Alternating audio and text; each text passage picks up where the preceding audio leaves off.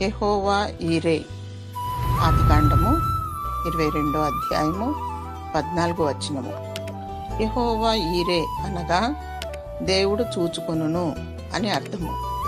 అబ్రహాము శారాకు దేవుని వాగ్దానం ద్వారా వృద్ధాప్యంలో కుమారుని పొందుకున్నారు.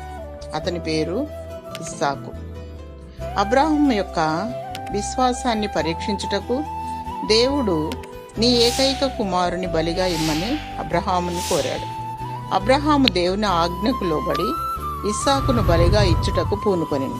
అప్పుడు అబ్రహాము యొక్క విశ్వాసము, విధేయతను మరియు నీతి క్రియలను చూచి నీ కుమారుని బలి ఇచ్చుట ఆపమని ఆదేశించి పొదలో పొటేలును బలి ఇచ్చుట అనుగ్రహించాడు. అందుకని ఆ స్థలమునకు యెహోవా ఈరే అను నామకరణం పెట్టాడు. మనము దేవుని ఆజ్ఞలకు కట్టడకు లోబడాలి.